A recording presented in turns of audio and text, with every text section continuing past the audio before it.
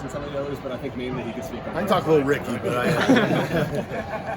Just, what do you remember most about Justin Blackmon and y'all's relationship being here for 3-4 years?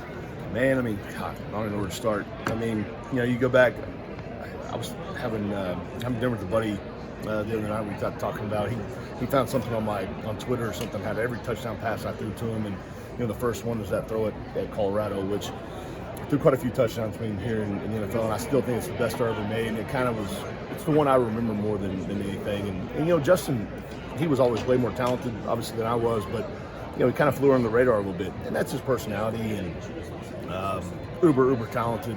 Played basketball with him in the offseason over at Colvin, and I knew the guy was going to be a stud, just needed an opportunity. And so yeah, that 2009 game against Colorado on that Thursday night, we're in all-black uniforms, like I was wearing number 4 back then, and I made that throw to the back right corner, and I was like, I think this might be my guy. And so it all worked out. I never, and I'm in the grand scheme of things, I never saw it escalating to what it did, but we had something special, and the relationship we formed, not only on the field but off the field. I think, unfortunately, the NFL didn't work out like a lot of people thought it would for Justin, just because the guy is just super talented. He could probably still play in the NFL if he wanted to,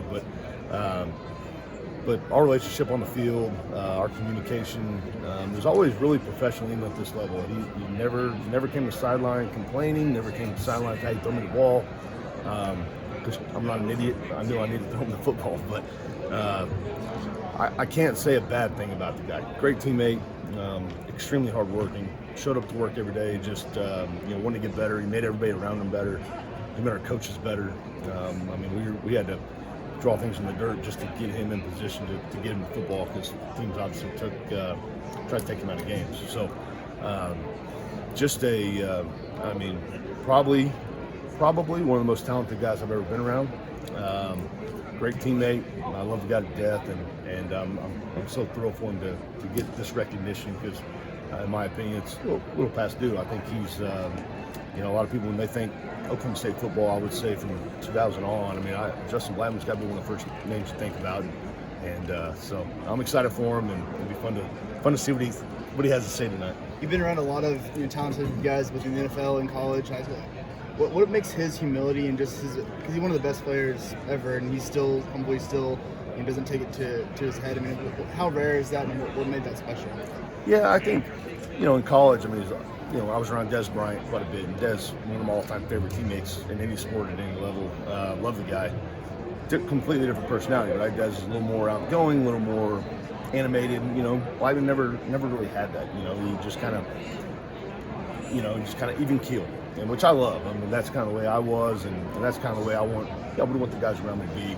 The NFL level, completely different, right? You got guys making a bunch of money, some egos. Justin never had an ego, and maybe if he had more of one, maybe things would have been different. Who knows? But he's one of those guys that I don't know.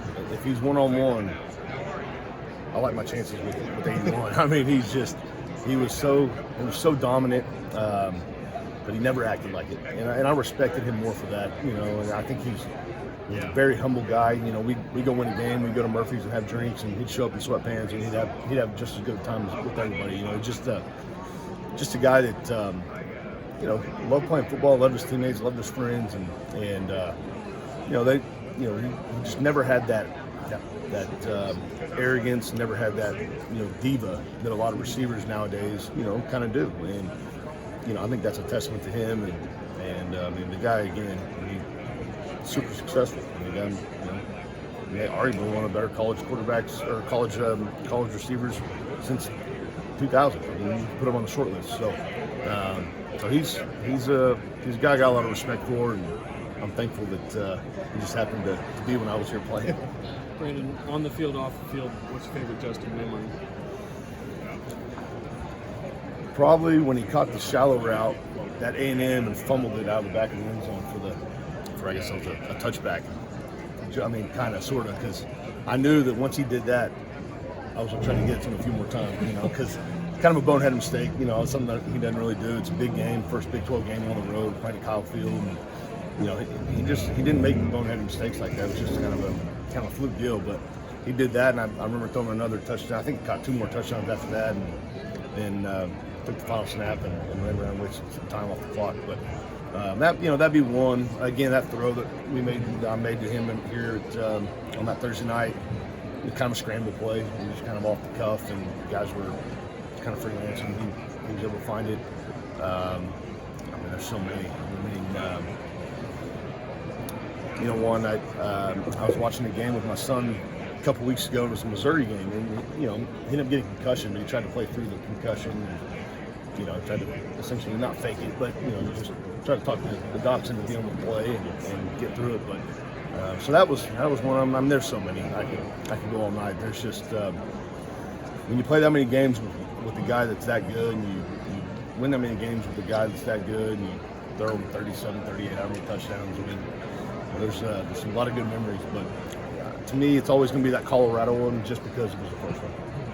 Is there one moment, and maybe it was on the field, a nationally televised game, or maybe it's in the Colvin, the most athletic thing you've ever seen Justin do? Yeah, I hadn't spent a bunch of time around. He was I think he was a redshirt freshman, maybe a true freshman. We're playing basketball in Colvin. He comes up off 2 feet and windmill dunks. I'm like, good Lord, who's this guy? And I remember some of the other guys, I didn't really follow recruiting, but they're like, that's kind of the guy they plan on taking Dez's spot. And I'm like, I hope so. This guy's a freak. Because he's not the tallest, but he just jumped out of the gym and kind of lackadaisical windmill dunked it. I'm like, all right, cool. Yeah, I think he fits the bill. Did he get back on play defense after that dunk? I doubt it. No, I doubt it. Those were the days. He would run them down. It was a bunch of football players, a couple of baseball players, but it was pretty much run down, shoot threes, and try not to get hurt. That was the main focus.